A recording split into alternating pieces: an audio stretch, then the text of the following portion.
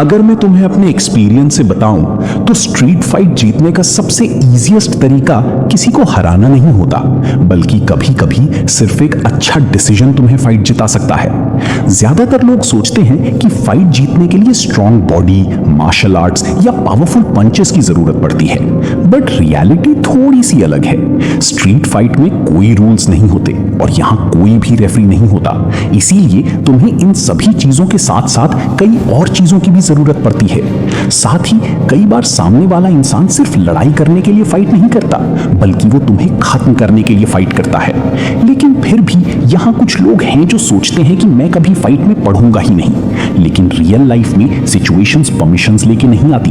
कभी कभी तुम्हारे सामने कोई तुम्हें चिढ़ाएगा, कभी कोई तुम्हारे दोस्त को पुश करेगा या उसे डराएगा, और कभी तुम्हारे लव्ड वंस को डिसरिस्पेक्ट फेस करना पड़ेगा तुम्हारे सामने। और उस मोमेंट पर तुम्हारे पास दो चॉइस होती हैं, या तो तुम उस सिचुएशन को हैंडल करो अपने तरीके से, या फिर वहीं पर हार मान जाओ और उन्हें इग्नोर कर दो।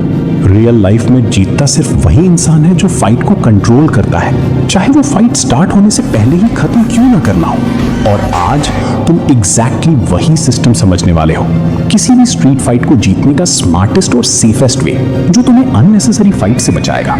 लेकिन इस वीडियो के एंड में एक मिसिंग रूल है जो अगर तुम समझ गए तो तुम्हारी थिंकिंग कंप्लीटली चेंज हो जाएगी। बिकॉज ट्रूथ ये है कि स्ट्रीट फाइट पंचेस से नहीं बल्कि साइकोलॉजी से जीती जाती है।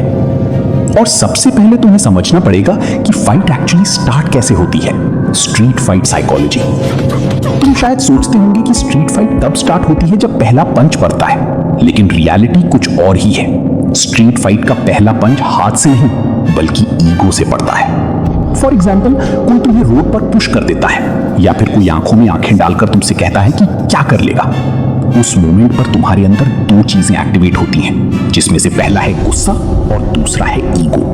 और अगर तुमने उस मोमेंट पर रिएक्शन दे दिया तो फाइट ऑलमोस्ट गारंटीड हो जाती है।